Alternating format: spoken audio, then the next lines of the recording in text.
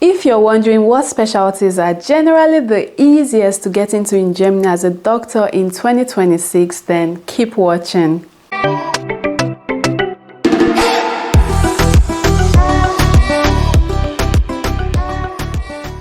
Hello guys, welcome back. Just in case you're seeing me for the first time, hi, welcome to the channel. My name is Lucinda. I am a medical doctor in internal medicine practicing here in Germany. In our previous video, we talked about the most competitive specialties to get into in Germany, and today the reverse is the case.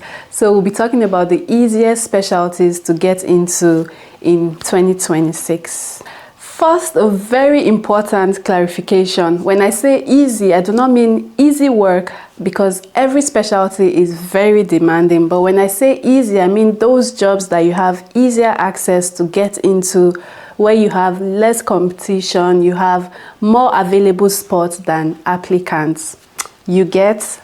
Alright, now so let's get into it. The first on my list is internal medicine, and I'm not saying this because I'm in internal medicine, but because the demand for internal medicine doctors and internists is massive in Germany. Like I have said in previous videos, Germany has an aging population, and with an aging population, we see an increase in chronic ailments. Therefore, internists are in constant demand in Germany. And this demand is not just in hospitals, it's also in outpatient clinics, in rural areas, and sometimes even in the bigger cities. So internal medicine doctors are always being sought after. I also think internal medicine is one of those specialties where when people are waiting to get into one of the very competitive specialties, they first get into internal medicine and then much later they get into other specialties, or they find their feet. And also those who would like to take the KP, the Kenntnisprüfung,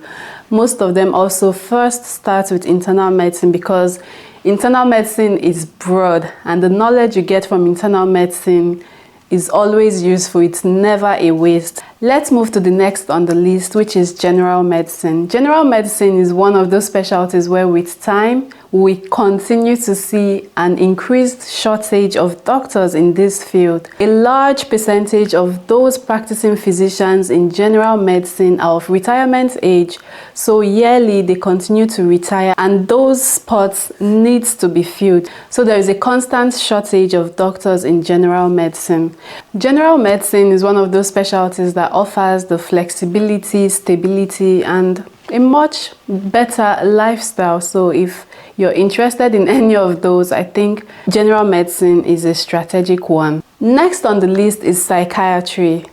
As mental health awareness continues to rise, the amount of psychiatrists hasn't met up with the demand. So we see hospitals, clinics in constant need of psychiatrists. So psychiatry is one of those specialties that is also readily available and easier to get into compared to other specialties. Can we talk about anesthesiology? So anesthesiology is easier to get in than most people think. So we all know that every hospital has a surgical department, and surgery depends on anesthesia.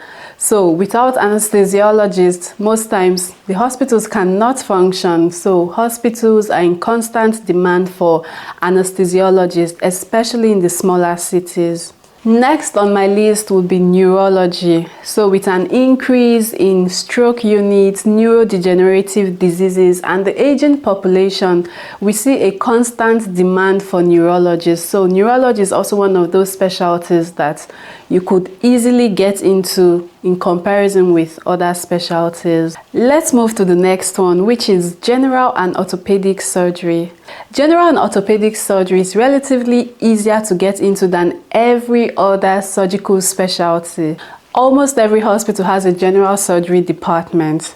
And then with an increased volume of patients, especially with the aging population, we continue to see an increase in fractures, and there is always the constant need for joint replacements. So this makes general and orthopedic surgery also in high demand. especially in the smaller cities. Like I say, you would find most of these specialties readily available. Before we go into our question of the day, if you haven't subscribed, I am looking at you.